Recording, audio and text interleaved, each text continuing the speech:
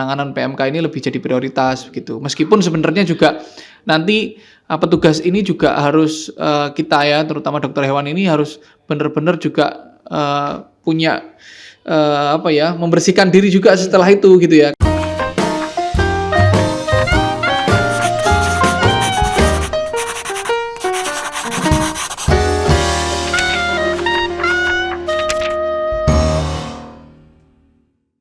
Assalamualaikum warahmatullahi wabarakatuh. Kembali lagi di podcast Kertas Kosong.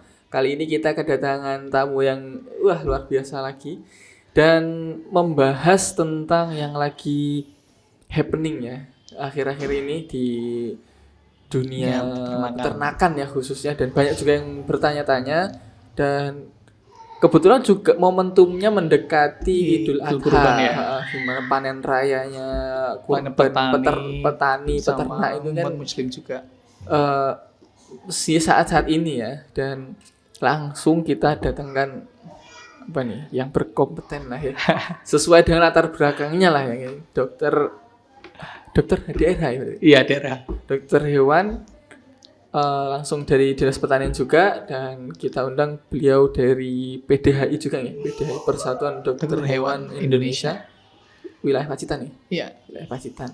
Selamat datang Dokter Mahindra. Oke, selamat sehat datang. Alhamdulillah sehat. Alhamdulillah sehat. Okay. Assalamualaikum semuanya. Sini beliau masih muda, masih energik. Alhamdulillah sehat. Oke.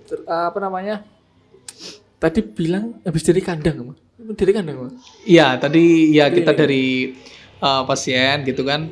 Terus ya ngecek sapi gitu kan, karena lagi juga kondisinya harus waspada gitu kan, dan sering dikontrol.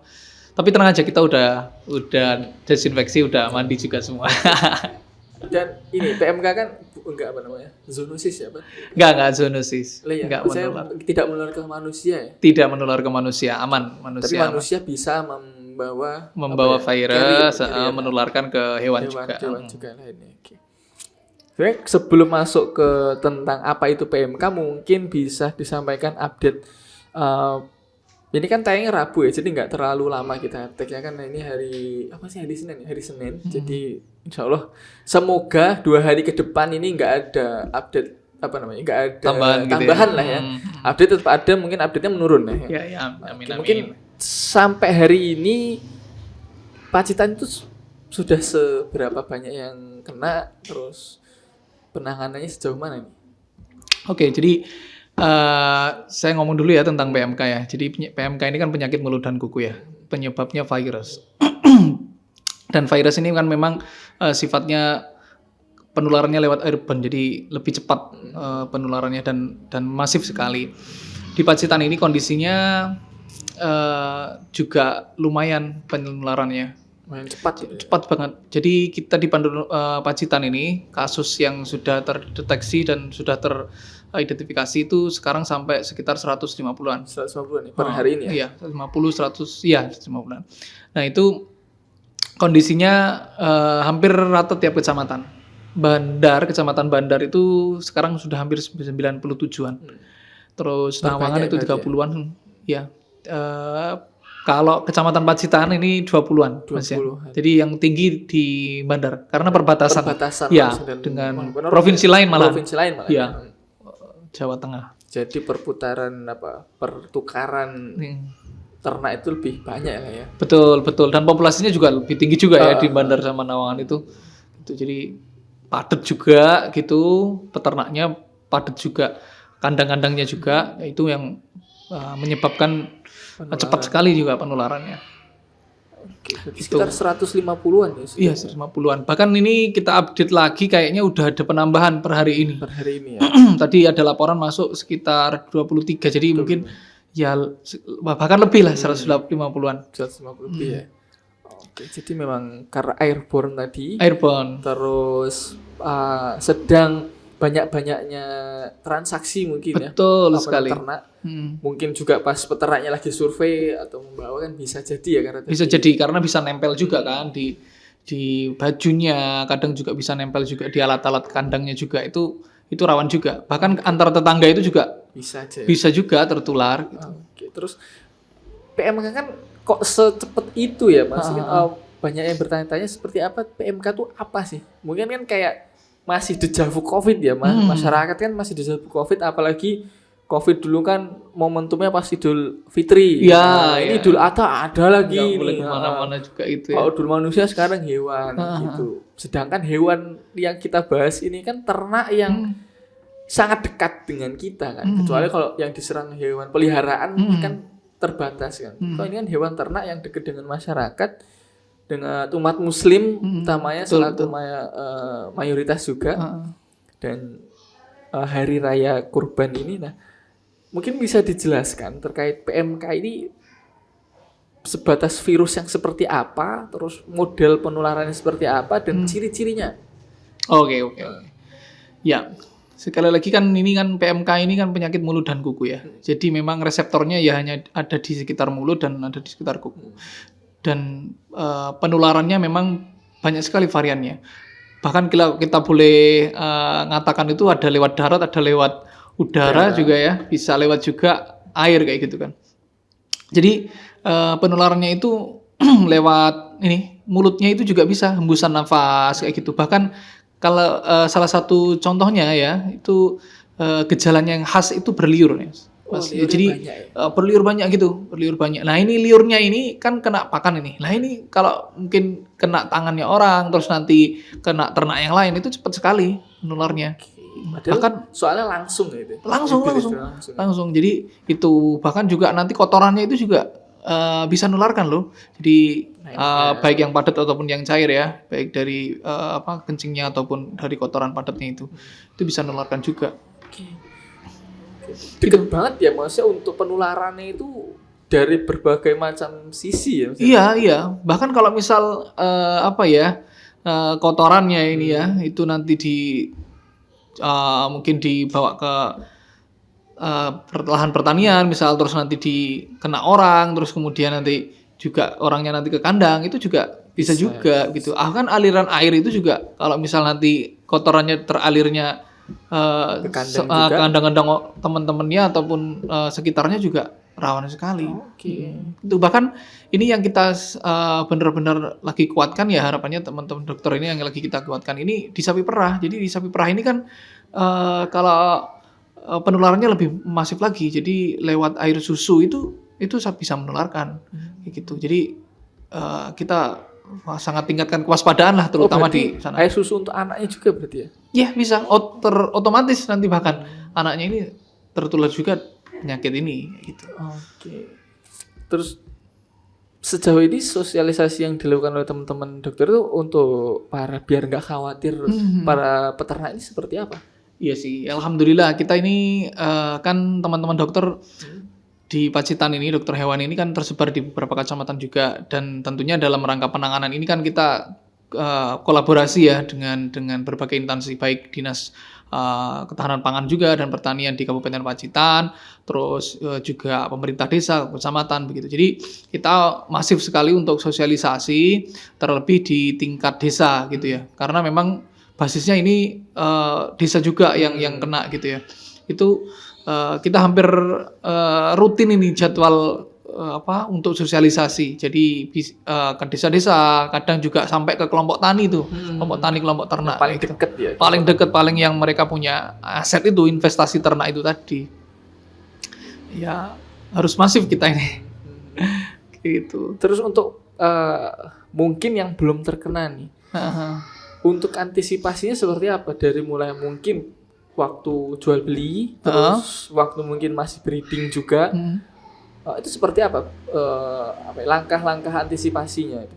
Ya, yang terpenting sekarang karena memang kondisinya juga masif banget ya ini ya penularannya. Jadi yang kita kondisinya masih sehat, sapi-sapinya, ternak-ternaknya itu diusahakan dikuatkan ya, karena memang ini virus. Jadi virus ini mudah menyerang ke pertahanan daya tahan tubuh ternak yang mungkin lagi lemah, imunitas ternaknya yang drop juga begitu. Dan memang yang rentan ini yang paling tinggi sapi, kedua babi sih, tapi yang paling rentan sapi kalau misal kondisinya di Pacitan yang karena jumlah populasi sapinya juga tinggi gitu. Jadi harus benar-benar dikuatkan imunitas. Yang kedua, diusahakan menggunakan desinfektan ya, karena memang virus ini kan harapannya bisa dilemahkan juga, bisa diminimalisir gitu ya, daya serangnya itu dengan desinfektan itu. Jadi desinfektan yang memang golongannya bisa untuk virus begitu. Kalau yang mungkin mudah dibeli sama masyarakat ya golongan yang merek dagang yang mungkin ada kayak Citroen gitu, Baiklin gitu bisa gitu kan. Bisa. Ada golongan-golongan yang memang arahnya ke sana. Oke, berarti ya sebenarnya mirip-mirip prokes waktu kemarin ya. Betul sekali. Kita ada banyak sekarang untuk ternak kita sendiri ya. Betul. Karena kasihan juga ya Dok ya, maksudnya masyarakat utama di desa kan investasinya kan sapi. Betul, ya. investasinya Sapi, di situ. Kambing, gitu. Beli 20-an juta, dijual 31 juta, kan bukan angka yang kecil kan. Jadi kalau ketika itu tertular kan benar-benar ya berdampak juga secara ekonomi ya. Betul. Ya bahkan kita kalau analogikan ya, jadi virus PMK ini kondisinya memang agak karena geraknya masif penularannya itu, beberapa rencana yang mungkin dari peternak sudah ini menyiapkan untuk kurban, sudah kemudian investasi ternaknya itu untuk kuliah anaknya, ini rencananya gagal semua gitu ya. Bahkan ya dana yang harusnya diparkir untuk investasi yang lain gitu ya harus digunakan untuk pengobatannya, merawatnya kayak gitu kan. Jadi ya ini benar-benar ujian banget bagi peternak kita hari ini.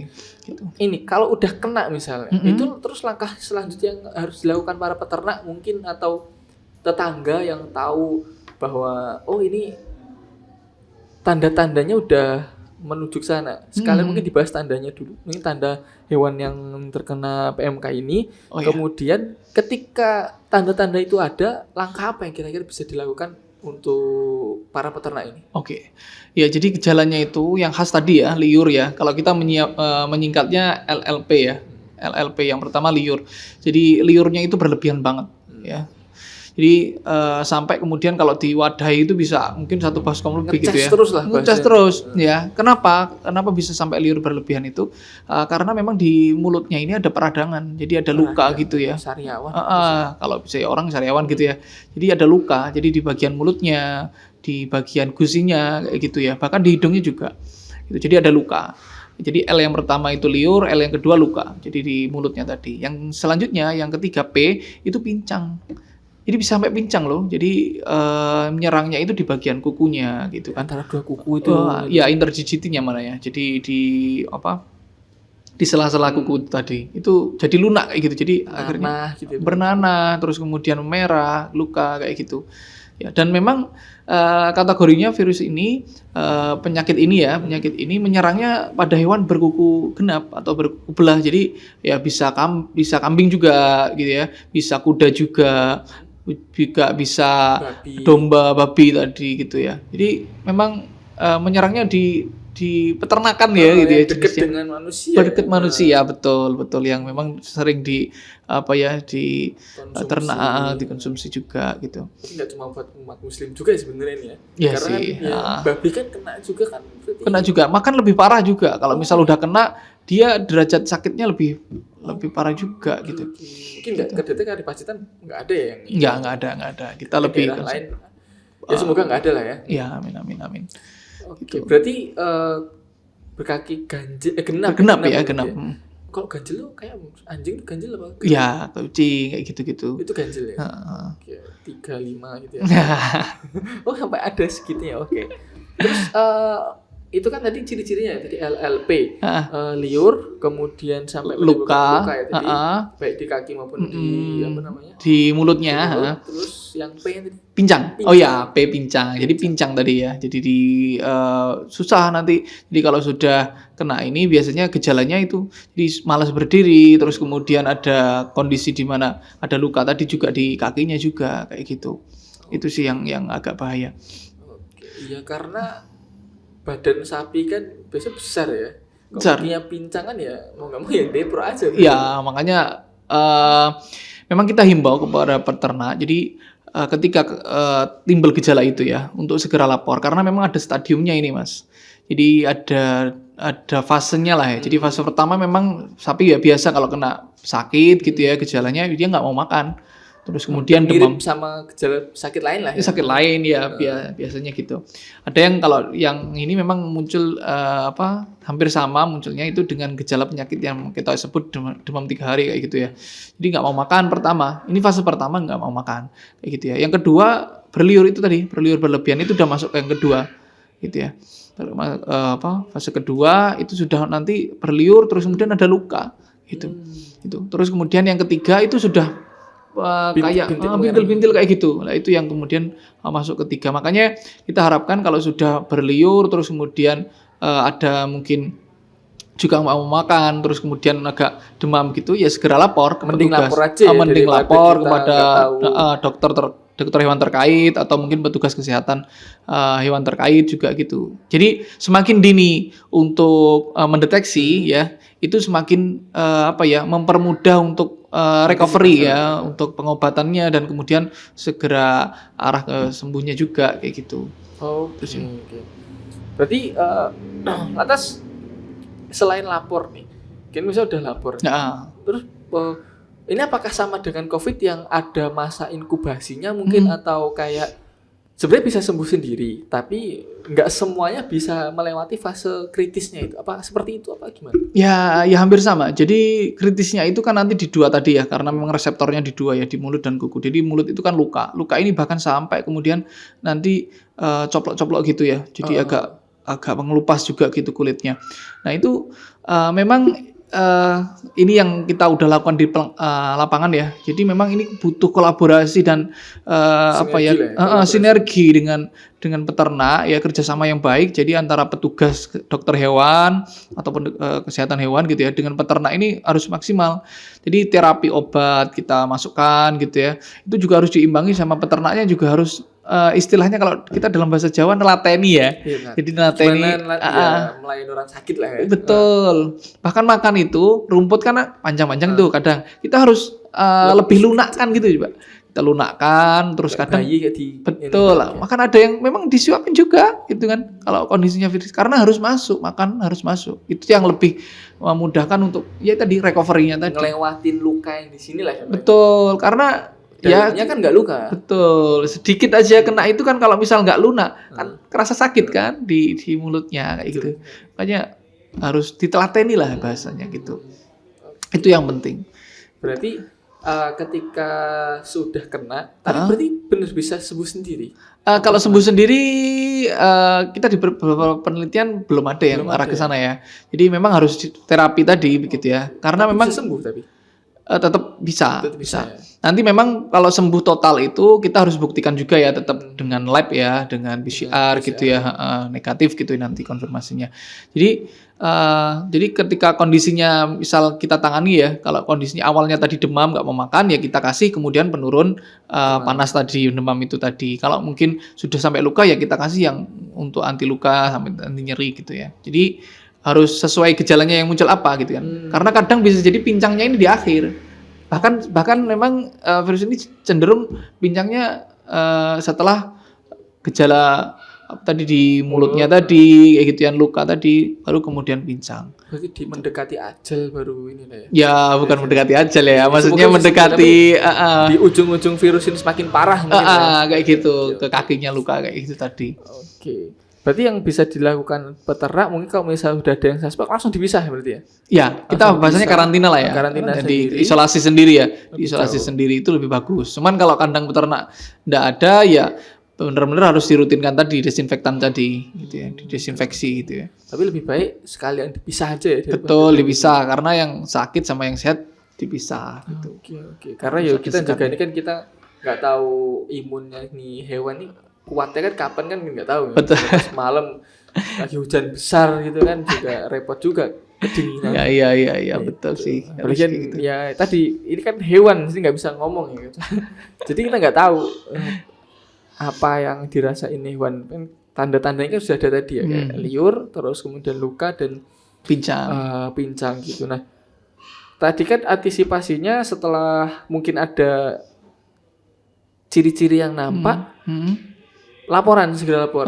Apapun kondisi hasil akhirnya nanti yang penting laporan dulu ya. Ya harus laporan, terus nanti biasanya teman-teman juga sigap. Jadi kalau kondisinya ini makan kita lebih utamakan memang penanganan segera untuk yang kasus ini begitu ya. Kita sudah soundingan ke teman-teman bahwasanya untuk penanganan PMK ini lebih jadi prioritas begitu. Meskipun sebenarnya juga nanti petugas ini juga harus kita ya, terutama dokter hewan ini harus benar-benar juga punya membersihkan diri juga setelah itu gitu ya, karena kan ke kandang-kandang. Ya, kan kadang-kadang juga kan harus desinfeksi juga. Kita desinfeksi rutin juga gitu kan di setelah keluar masuk kandang kayak gitu. Jadi biar nggak jadi agen kayak gitu juga kan gitu. Tapi aman insyaallah kita bawa itu. Kita masuk dalam standar operation, prosedurnya kita lah, SOP-nya kita.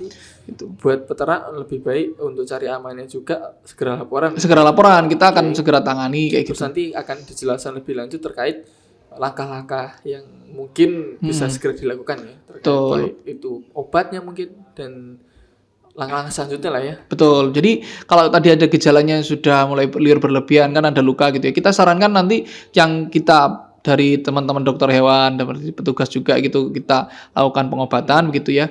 Ya dari peternak juga nanti ya tadi kita arahkan untuk menambah asupan istilahnya kita jamu lah gitu ya. Jadi nafsu makannya kita dari peternaknya juga baik dari herbal gitu ya, mau kunyit, mau temu kayak gitu, gula merah itu bisa. Jadi kita arahkan untuk dikasih itu. Jadi biar nambah nafsu makannya juga gitu. Kalau luka ya nanti diobati juga pakai povidon kayak gitu, obat merah kayak gitu ya.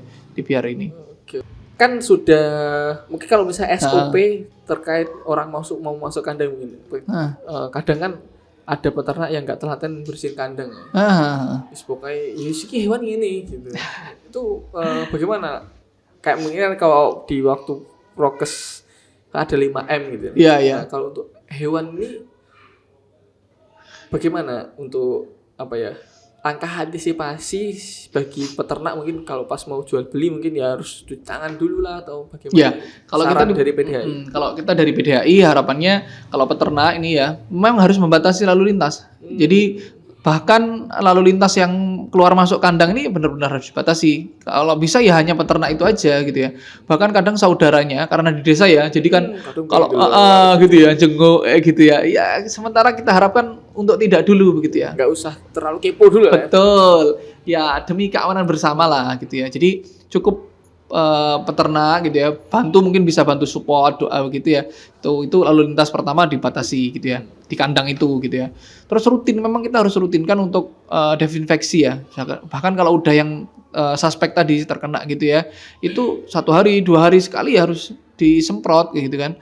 Terus selanjutnya SOP-nya kalau mungkin memang sangat perlu untuk ada yang masuk kandang mungkin pengobatan dan sebagainya ya harus disinfeksi juga gitu ya, disemprot juga kayak gitu ya, pakai disinfektan itu. Terus standar yang lain itu sebisa mungkin ya musim kayak gini ya, ini tidak melakukan transaksi dulu Mas, maksudnya transaksi keluar masuk ke area itu gitu ya, jadi agar tidak menambah kondisi di lapangan begitu. Kalau nanti di luar begitu yang mungkin kondisinya bebas belum kena ini ya monggo, tapi kalau di daerah ini diusahakan sementara tidak gitu ya. Jadi biar meminimalisir gitu ya. Bahkan kita arahkannya kalau misal ada hewan keluar masuk itu karantina 14 hari coba. 2 minggu ya, 2 minggu gitu. Kalau memang udah nggak ada gejala ya boleh dikeluarkan. Tapi arahan kita harapannya dari PDA ini ya peternak sementara sabar dulu lah dengan kondisi yang ada. Ini dari dinas pasar-pasar juga lagi ditutup kan untuk membatasi itu. Alhamdulillah kita bisa sinergi itu. Ya, perlu cooling down lah. Betul, cooling down biar dulu. Semua sama-sama enak, kita turunkan ego dulu untuk ya sabar dulu lah semuanya sabar, betul. Biasa nih bisa jual banyak, yus kita sabar dulu biar semua bersih.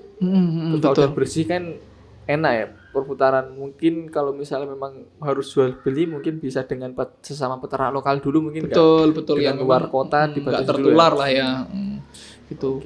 Memang sebisa mungkin itu kita ini benar-benar menjaga lingkungan kita masing-masing gitu ya. Jadi kalau misalnya sudah ada gejala di tetangganya, ya sebisa mungkin yang memang itu sudah mengarah ke sana, ya support aja, tapi nggak usah wira-wiri dulu ke tempatnya begitu ya. Itu yang paling penting sih Supportnya sekarang. via WA dulu ya. Ya bisa WA, doa gitu ya, semangat ya kayak gitu. Terus sambil mungkin diarahin dokter hewan, mungkin ya ini ada boleh tahu gitu ya.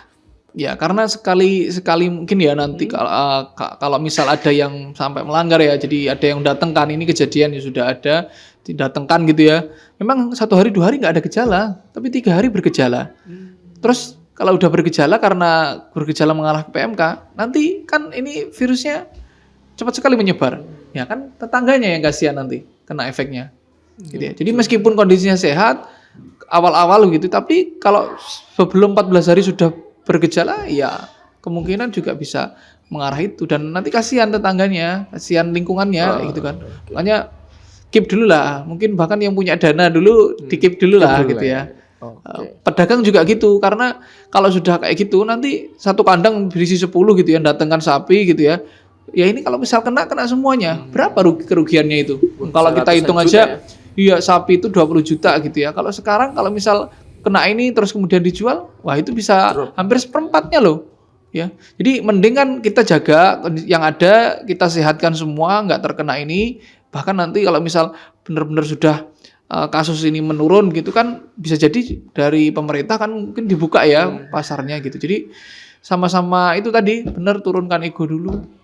Oke, berarti kalaupun misalnya memang harus ada jual beli, tadi memang ada disiapkan ruang khusus karantina hewan ya. Jadi baik yang mau menjual di karantina dulu, pas datang ke kandang orang juga masuk karantina dulu ya berarti ya. Betul, sama-sama ya harus karantina lah ya.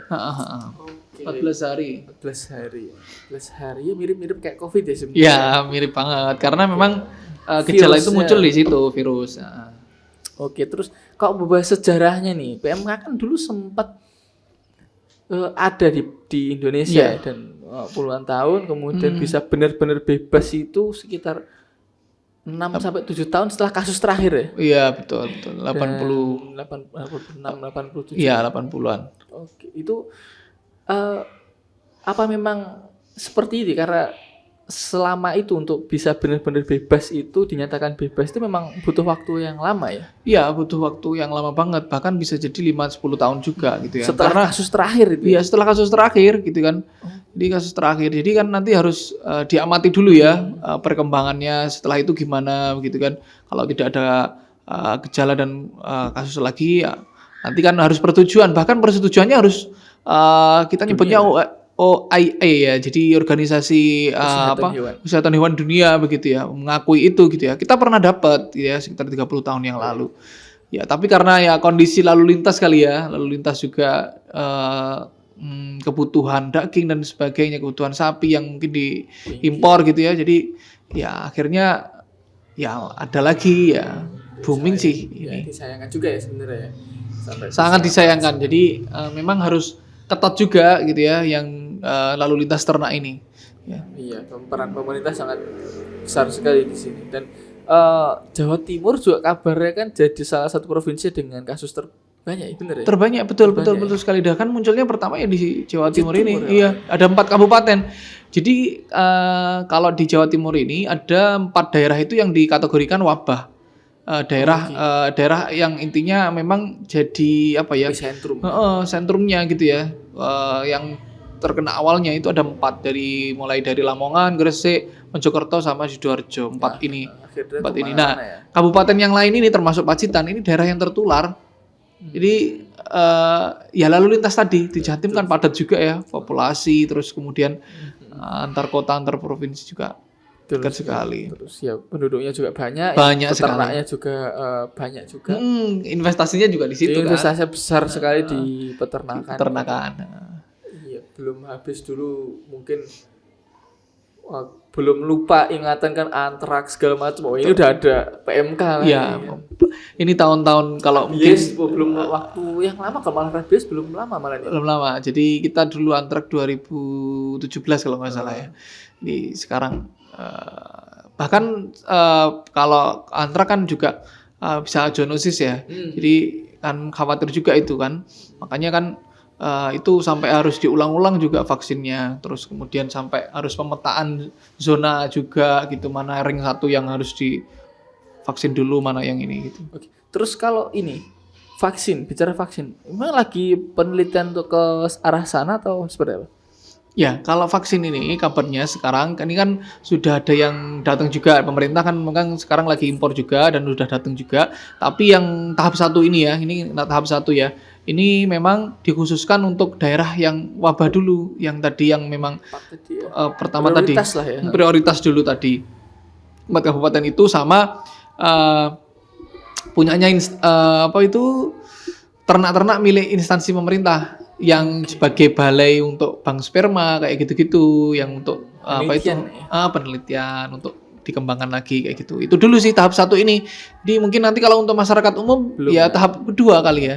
Tahap kedua ya masih menunggulah, mohon doanya. Tapi tetap nanti gerakannya kita dari PDAI juga mengharapkan, dari pemerintah juga harapannya menyegerakan juga untuk melakukan vaksinasi ke masyarakat umum gitu ya. Oke. Wah, menyenangkan sekali ya, masih dibahas sampai sejarah ya, Mas. Iya sih harus gitu.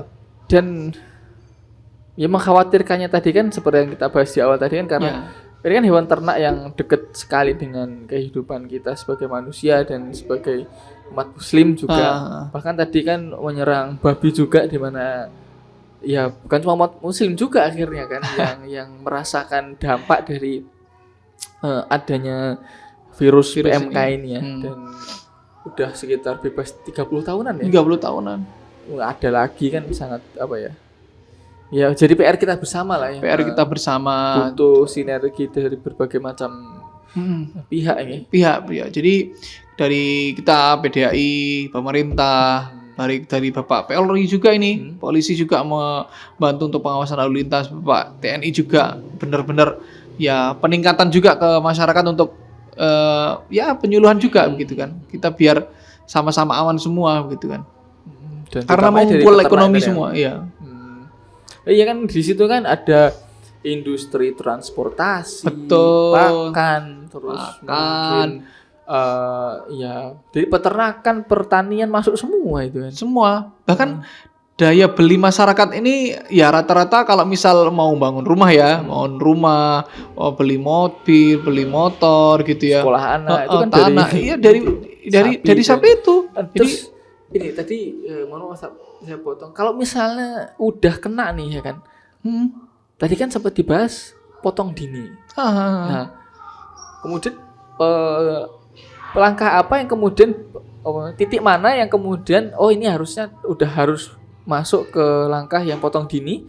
Kemudian ketika itu sudah dipotong dini, proses selanjutnya seperti apa? Apakah itu aman? Terus bagaimana proses biar tetap bisa kita konsumsi gitu?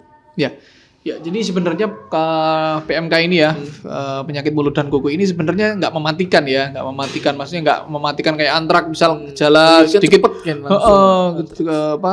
sampingnya mati, sampingnya juga mati juga gitu kan. Kalau PMK ini sebenarnya silent killer. Ya bisa dibilang gitu ya. Jadi derajat penularannya aja yang sporadis begitu. Jadi angka kematiannya bahkan dari data kita 150-an itu hanya berapa ya yang mati itu nggak sampai 1%. Jadi memang cukup kecil sekali ya. Jadi tinggal bagaimana peningkatan daya tahan tubuh tadi. Nah, kalau kemudian nanti sampai kemudian parah gitu ya, parahnya nggak bisa berdiri, terus kemudian sampai kukunya kadang lepas gitu ya. Sekali lagi ya harus ditelateni juga sih. Tapi kalau memang sudah parah dan memang keputusannya sampai harus kita potong paksa karena udah drop banget gitu ya, nggak bisa kita tolong gitu ya. Ya memang potong paksa ini juga harus benar-benar prosedural juga begitu ya. Motongnya juga harus jauh dari mukiman, juga benar-benar nanti sanitasi hygiene-nya benar-benar terjaga juga. Yang motong gitu ya. Juga. Motongnya juga karena darahnya juga bisa menularkan. Berarti yang motong pun juga harus disinfektan juga kan? Betul. Sebelum dan setelah ya. Sebelum dan setelah. Bahkan alat-alatnya juga harus mulai dari pisau ataupun semuanya desinfeksi juga semuanya. Oke. Gitu. Terus tadi yang harus dibuang Oh iya, Dagingnya boleh ya? kalau dagingnya boleh dagingnya aman dikonsumsi ya. Tapi tetap ya kita prosedurnya kalau mengolah daging kan pemasakannya juga begitu ya. Bahkan kalau misal belum mau dimasak ya langsung masuk freezer begitu dan sebagainya agar tidak terjadi pembusukan kan. Nah, kita dari himbauan dari PDAI harapannya dihindari bagian-bagian jeroan gitu. Bahkan kalau sudah bergejala parah kan di lidahnya tadi ya, itu dihindari juga begitu ya. Jadi biar kita benar-benar bisa memutus rantai penularan itu juga gitu ya. Karena lewat darahnya itu bisa menular. Berarti lidah, mulut, terus kemudian hati, Iya, jantung. semua jeroan mulai dari jantung. Lebih baik untuk yang mungkin sudah akhirnya harus disembelih lebih dini itu dibuang aja. Iya, gitu. Ya intinya tidak dikonsumsi lah ya. Monggo nanti diatur untuk dikubur atau di mana gitu ya. Yang jelas karena di jeroannya nanti ada gejala juga gitu yang tampak biasanya ya. Jadi kalau salah satu ciri khasnya itu ada trigger heart ya. Jadi di jantungnya itu ada kayak garis-garis seperti belang-belang macan itu. Iya, betul. Nah, gitu ya. Bahkan nanti kalau udah ada komplikasi gitu ya khawatirnya hatinya juga ada remuk juga. Kebetulan si sapi itu ada penyakit lain mungkin juga semakin karena imunnya semakin lemah. Imunnya lemah bisa komplikasi sama yang lain. Bahkan kalau di sapi perah itu sangat mungkin loh untuk kemudian terjadi gejala mastitis namanya. Jadi kayak radang di susunya, ambingnya itu ya, radang di ambingnya ya. Nanti akan produksi susunya merendah. Apalagi di Pacitan juga lumayan banyak ya sapi perahnya betul, daerah Tegalombo, baik Tegalombo, Gemarjo itu kan makanya ya harus diwanti-wanti banget kayak jadi gitu. Daerah Tegalombo utamanya mumpung belum banyak dan tapi sudah ada ya kasusnya. Banyak di sana bahkan anak-anak muda juga loh kalau di Tegalombo karena mereka antusias untuk beternak, memeras terus kemudian untuk kasus PMK-nya sendiri Tegalombo sudah ada. Kalau secara kecamatan ada, tapi kalau di sapi perah alhamdulillah tidak ada. Lah sebelum itu harus dibentengi sedini mungkin. Betul. Sayang sekali lah kalau industrinya sedang tumbuh, terus kehantam PMK ini kan sangat disayangkan kembali. Iya. Terus untuk pengolahan daging ya SOP standar ya.